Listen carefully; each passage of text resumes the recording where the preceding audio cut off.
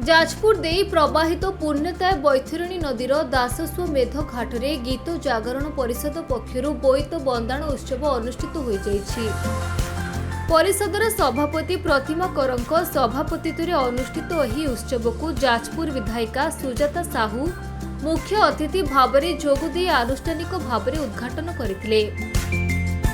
अन्यतम अतिथि भावरे जाजपुर पौरपालिकार अध्यक्ष रंजुलता होता, मुख्य वक्ता भावरे राष्ट्रपति पुरस्कार प्राप्त शिक्षक पंडित भूपति भूषण मिश्र प्रमुख जोगदे अतीतर नौवाणिज्य परंपरा संपर्क में आलोकपात करथिले।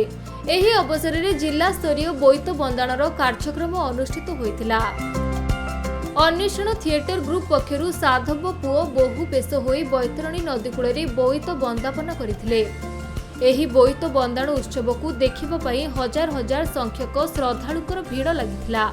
तेबे एही अवसर में विभिन्न प्रतिभावान व्यक्ति को संबोधन करने सहित अनुष्ठान पक्षरु पूर्व अनुष्ठित गीता आवृत्ति प्रतियोगिता एवं सुंदर बोईत प्रतियोगितार कृति प्रतियोगिता को पुरस्कार प्रदान करा जायतिला। मधुस्मिता बेहेरा। आज कार्तिक मास पूर्णिमा तो आज डंगा भसेले बहुत पुण्य हुए। ओडिया रे अच्छी जोड़े कि आज डंगा भसेले मास सारार पुण्य आम पाई से आम आसचु डंगा भसेउचु आम सब परिवार सहित आसचु आसिक बहुत खुशी लगुच।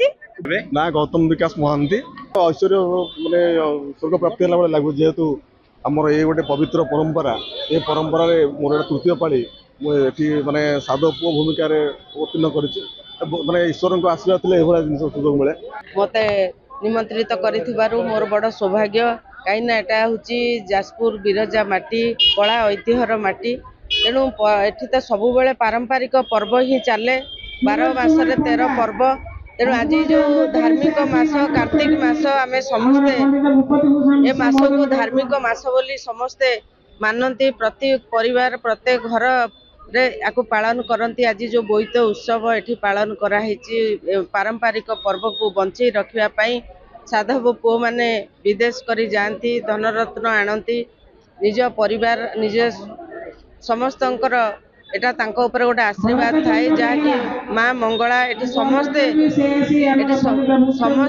निजर अभिनय सहित जेमिति पारंपरिक पर्व को बंचई रखापी आज ये कार्यक्रम। जाजपुर कृष्ण नायक रिपोर्ट खबर ओडिशा।